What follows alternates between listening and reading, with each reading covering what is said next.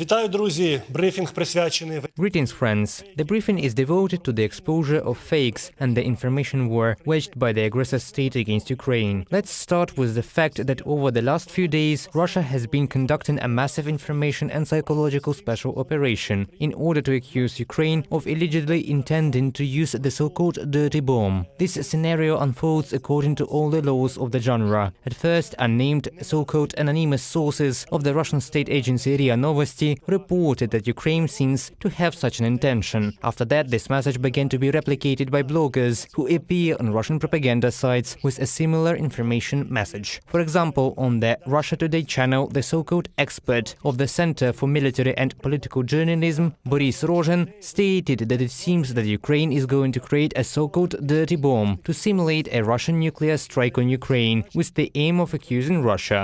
Then, Defense Minister Shoigu gets more involved, calling the defense ministers of Britain, France, the United States and Turkey with a similar message, but without direct language, only mentioning this alleged intention of the Ukrainian side. Well, then there is information from the first person, the Speaker of the State Duma, Volodin, who claims the same fake news about the alleged preparation of this very dirty bomb by Ukraine. The Kiev regime instructed nuclear scientists to create a dirty bomb, continues to shell the critical infrastructure of nuclear power plants, provoking a humanitarian catastrophe, the Speaker of the Russian parliament claims, an official person in Russia. After that, according to logic, similar messages should be spread by the Minister of Foreign Affairs and the President of Russia himself, in order for the informational psychological special operation to be framed in a full circle of this information fake. Ukraine did not plan, did not create and will not create any dirty bombs, but it is being done with a single purpose, a typical preparation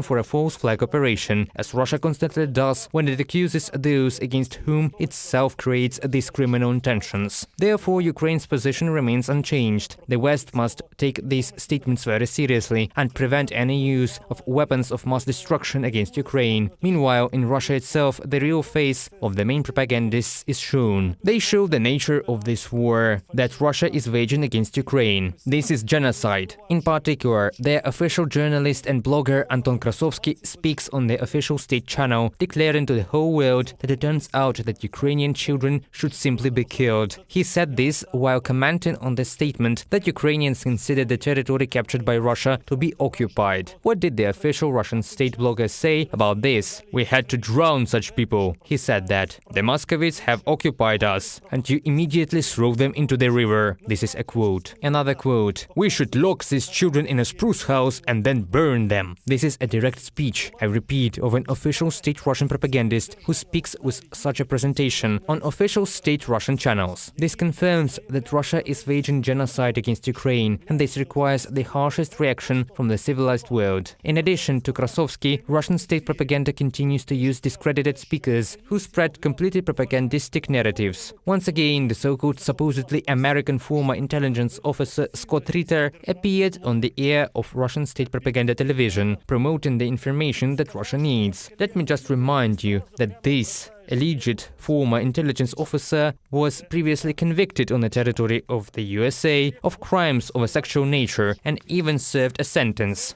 There is nothing surprising in it, because none of the adequate people agreed to speak on the side of Russia. Next, Russia continues the information war, claiming that Ukraine uses foreign mercenaries to supposedly liberate the occupied territories, while Russia itself uses mercenaries from among its prisoners, to whom it frankly claims. For them, it is a one-way ticket. All they go to the war and die or remain in prison. So, state propagandists claim that about 200 foreign mercenaries, American and British Marines, have been trained by NATO curators for the liberation of the Zaporizhzhia nuclear power plant. This is a lie designed to serve one purpose: to justify Russia's military defeats on the battlefield and to repeat the narrative that Russia is fighting on the territory of Ukraine, not with Ukraine but with NATO countries. At the same time, there is an anecdote on this topic, that NATO has not yet even entered the war. Of course, there are no mercenaries from NATO countries on the territory of Ukraine, and this information is another information dump. The use of the argument in favor of the mobilization to the Russian army by Russian propagandists also draws attention.